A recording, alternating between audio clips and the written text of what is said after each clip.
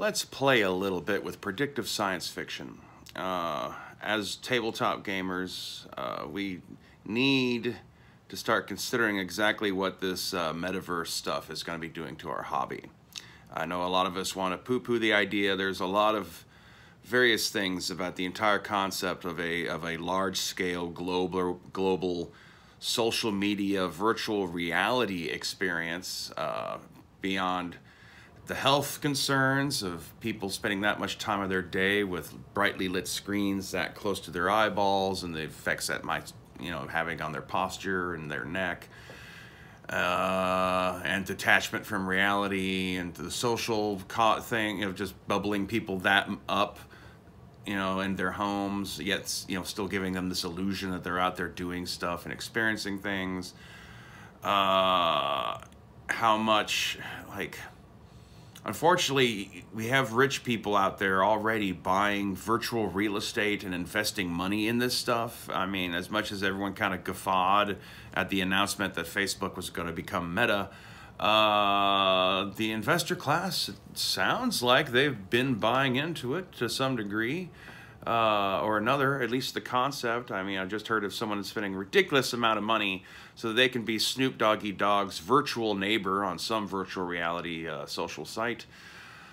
And, as you think about how much live streaming has changed role-playing games, by allowing it to create more of a passive audience, that's also allowed role-playing games to be a little bit more mainstreamed. Also, when you combine stuff like TV shows like Stranger Things and even Rick and Morty to a minor degree, and how much as it's mainstreamed and that passive audience complains all the time because they're not actually as invested in it, so they have less of a love for the thing.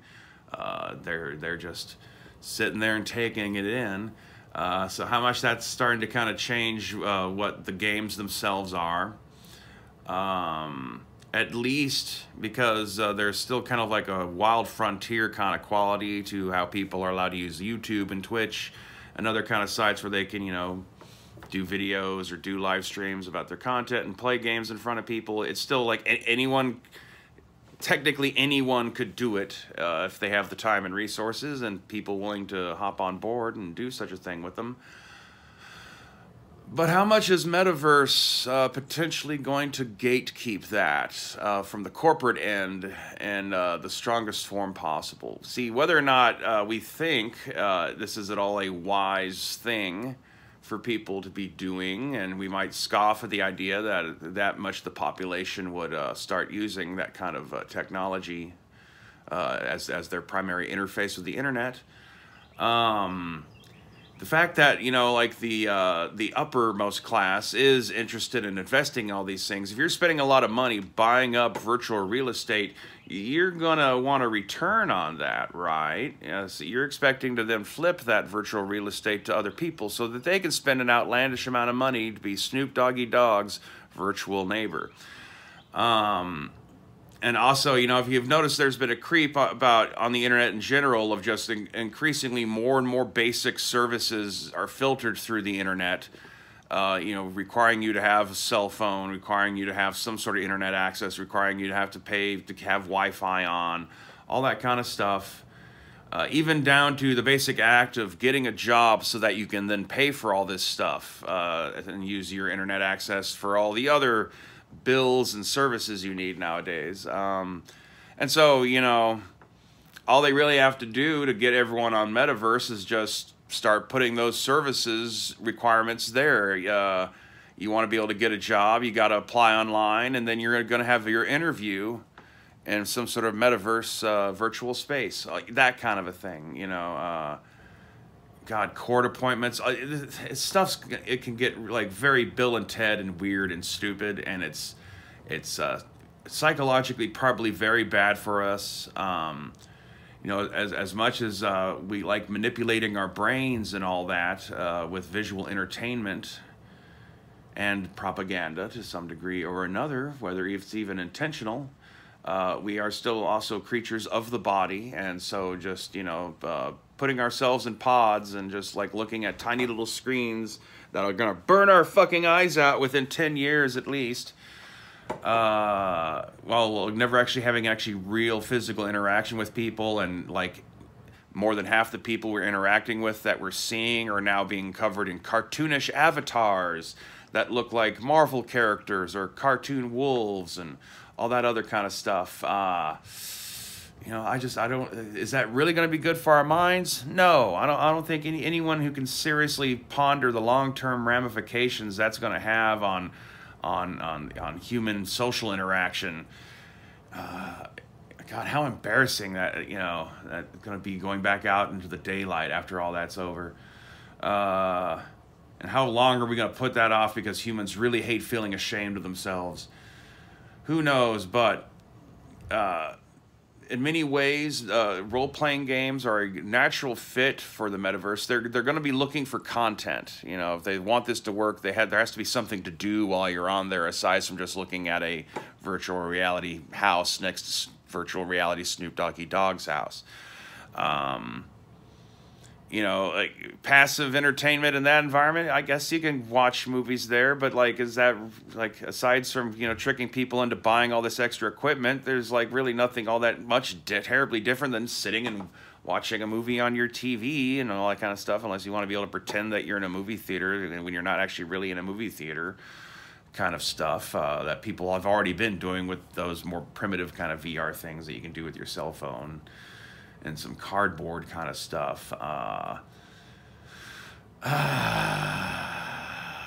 You know, like, your body's gonna know that you're not really there, even if your brain's tricked. But you're gonna need something to do.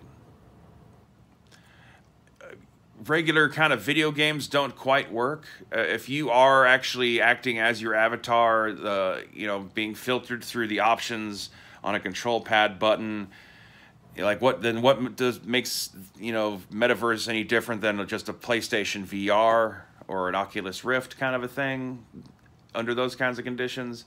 If the whole point of being, like, you know, actually really immersed in a virtual reality whatever is that you should be able to have a pretty close to total range of motion and options and kind of stuff. It's going to be the closest thing that we've yet developed akin to the holodeck in Star Trek. And what are they doing on the holodecks? Are they just sitting there and watching 3D movies move around them? No, they're being participants. They are role-playing.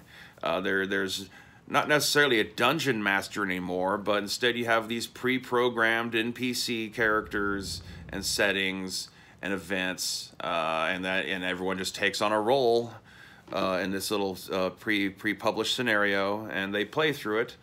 And my, oh my, that sounds exactly what Wizards of the Coast would like. It's so much more user-friendly.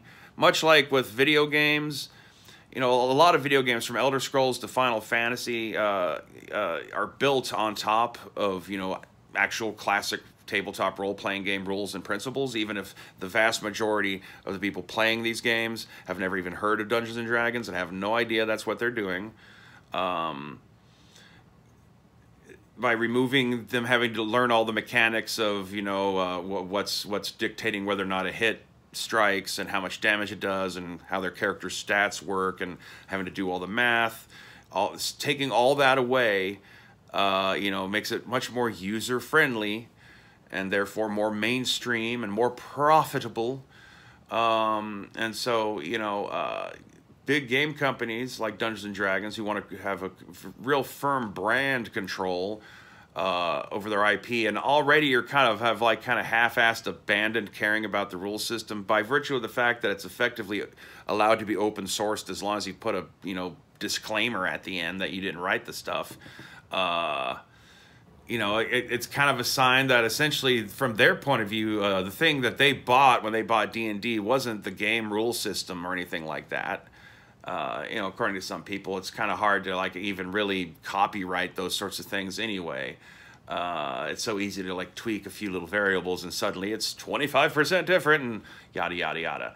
I know it's a bit more complicated than that, but we're simplifying things because this is YouTube. And then, like, that's just, like, the mainstream version of D&D. That's what D&D will become to the vast majority of people. other role-playing games from companies that have the financing and connections to be able to get their brands on there too. We'll be able to, like, you know, completely control what's going out. You know, Cyberpunk Red on the Metaverse. You know, you're just going to be playing through a bunch of pre-published, controlled Cyberpunk game scenarios, or wandering around kind of like an open source, open-ended kind of city environment.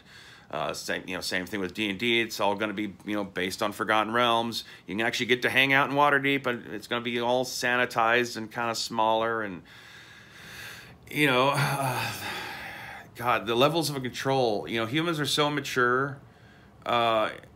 So much of like the things that are supposed, quote unquote, societal problems, the things that, like, become the barbs that stick in people, that they carry with their entire life, that kind of shapes the things in life that they fear and hate the most or resent the most. Most of the horrible incidents of the various actual real life isms that people have experienced, the vast majority of them all happen when you were kids. You know, that's teenager and junior high kind of behavior, even younger. That's where most of that stuff all actually really happened to most of us. And then we drag that through our adult lives, you know, pretty much until the end. And with some people, and so the metaverse, I don't know how much you're going to really actually be good to have younglings on there saying the various kinds of stupid and just provocative for the sake of provocative kind of things that younglings are prone to saying on the internet, not to mention all the adults who've never really learned to stop being younglings, and all the sorts of ridiculous, stupid stuff that they already say on the internet. And well, imagine all that as, like, in the guise of cartoon animals that you're interacting with, and is some dude from Ohio, and he's just, you know, really hung up on some sort of misquote or some sort of, like, random belief you have, at, like, I was 90% agreeing with you, but this one little thing, you know, kind of stuff that you get on the internet. Well, now that's going to be, like, acted out for real. Open-ended chat rooms, you know, you're going to have a whole bunch of random conversations, but role-playing games, holodeck style role-playing game experiences would be giving something for people on Meta to do that's more structured than just, you know, a bunch of random people talking and getting into arguments and fights. It'll give them an activity, but it's a soft activity. It will allow the people who run the brand to have complete and total control over that brand. Oh, and all the kind of money they can make on it, paying for access to the various rooms. You know, that, there'll be a virtual reality room for the various cities, or open wilderness that you're wandering across. That'd be some sort of, like, pseudo-randomly generated terrain. Having to pay for your character's skins. You know, you want to look like an elf, where you're going to have to pay, you know, like, whatever, $4.99 or $10.99 or whatever it ends up being. Oh, and it'll be customizable because you can change the colors on a few bits of your outfit, maybe. And maybe, like, occasionally, like, you know, when you actually find a magic item, you can actually, like, wear it. So, like, we have this one golden glove on, and all that kind of fun stuff. And then you won't have to worry. Like, who cares if you don't need the rules for that, and you don't need a dungeon master. It's the version of D&D that they've always wanted. And so we need to be thinking about how, like, you know, we're gonna all react to that. Is there any way to stop it? As I say, like, you know, we all might say, yeah, now fuck that, we don't want anything to do with it. Up until the point where we're just kind of, like, required by society's needs to have to be on the fucking thing just to get by in life. It'd be really nice if there's, like, some political advocacy groups out there at all that would, like, be like, hey, you know, just because we can do the thing, should we do the thing? You know, that old canard.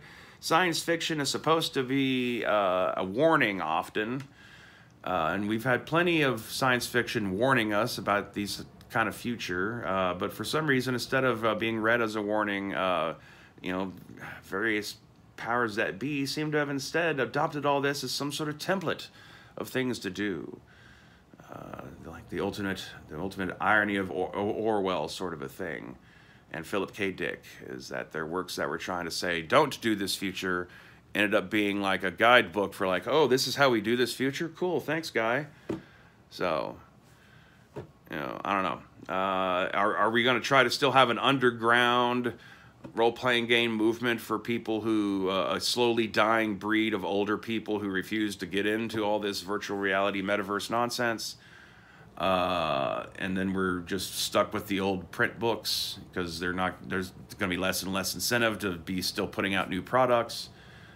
Is it going to have to fall down on just, you know, the limitations of independent writers, and as long as we're still permitted to be able to write stuff and load it up on various websites for people to purchase, how much, like the push towards Web 3.0 and having everything be a virtual reality interface, you know, like, remember, do you have a big DVD collection but no working DVD player, cassettes, VHS tapes? I don't know. Discuss below. I'm not necessarily proposing an answer to this. I'm just saying it's worth thinking about, and worth thinking about now, so we might have some chance of getting ahead of this goddamn train before it runs us all over. So leave comments below, hit like and subscribe, and until next time, stay waspinated.